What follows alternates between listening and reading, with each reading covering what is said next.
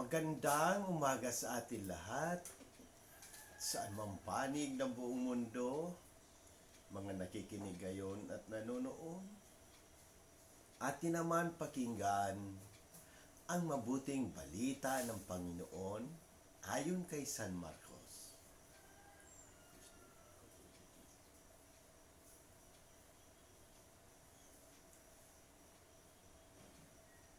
Noong araw na iyaon, habang gumagabi, sinabi ni Jesus sa mga alagad niya, "Tumawid tayo sa ibayo."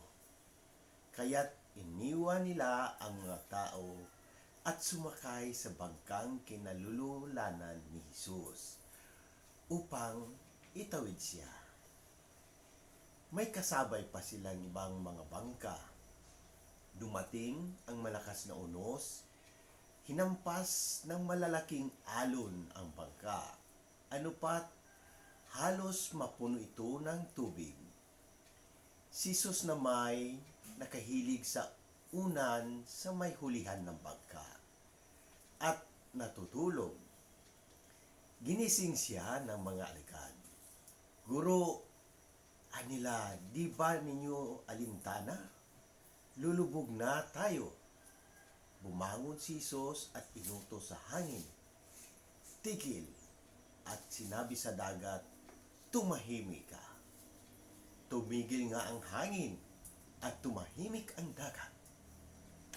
Pagkatapos, sinabi niya sa mga alagad, "Bakit kayo natatakot?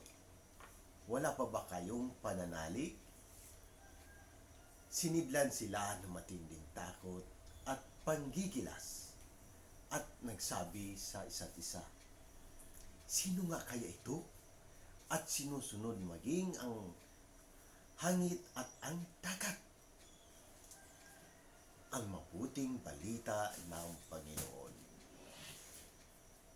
Pagnilayan natin bilang Romano Katoliko, ang Ebanghelyo ayon kay San Marcos na ito ay naglalahad ng isang makapangyarihang kwento tungkol sa kapangyarihan ni Jesus at ang kahalagahan ng pananampalataya. Sa gitna ng unos, natutunan ng mga alagad ang mahalagang aral na patuloy na nagbibigay inspirasyon sa ating pananampalatayang Kristiyano. Una, pagtawid sa ibayong dagat.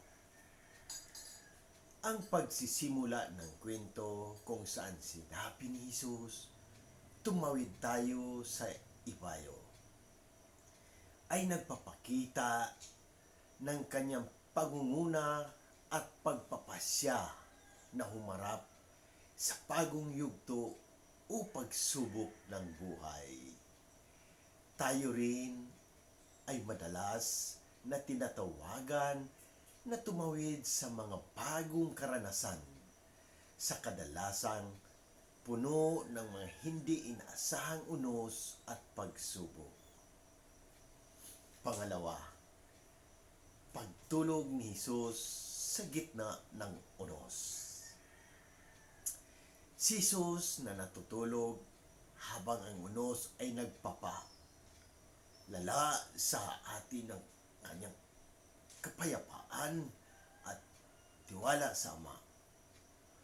Sa gitna ng mga pagsubok, ang presensya ni Jesus sa ating buhay ay nagbibigay sa atin ng kapayapaan at katiyakan na hindi tayo pababayaan ng Diyos.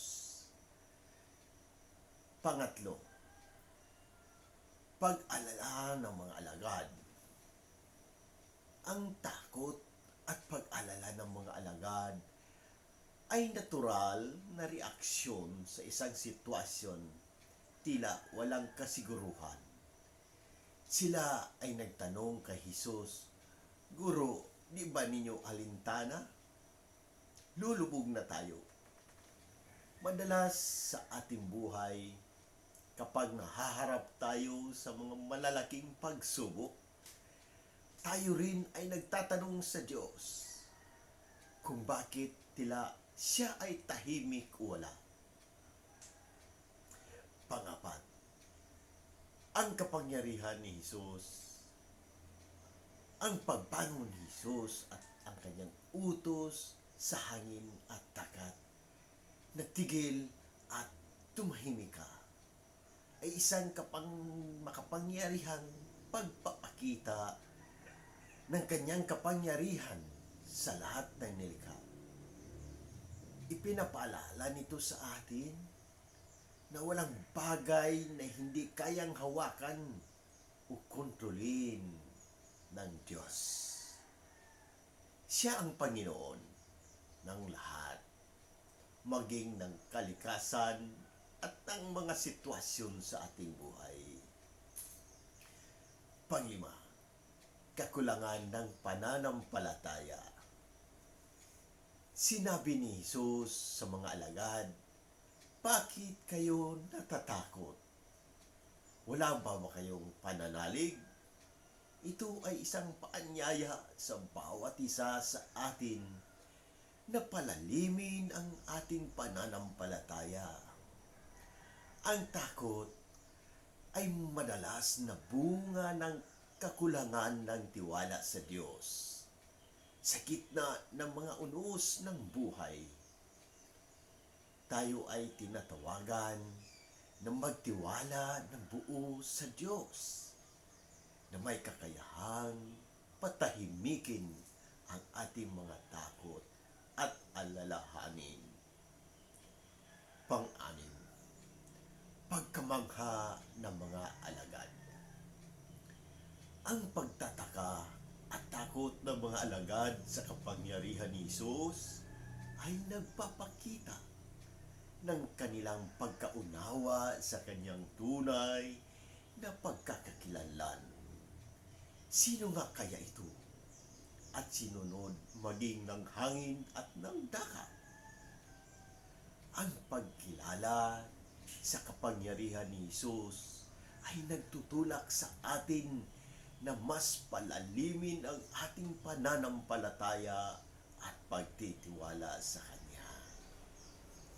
Sa ating konklusyon, ang Ebanghilyong ito ay nagpapaalala sa atin na sa gitna ng mga bagyo ng ating buhay, si Jesus ay kasama natin, handang patahimikin ang ating mga takot at bigyan tayo ng kapayapaan. Bilang mga Romano Katoliko, tayo ay tinatawagan na magtiwala ng buo sa Kanya. Alam na siya ay may kapangyarihan sa lahat ng bagay at hindi tayo kailanman iiwan. Ang ating pananampalataya sa Diyos ay dapat manatiling matatag kahit sa pinakamadilim na sandali ng ating buhay. Sa muli, sa Diyos ang papuri at pagpapala.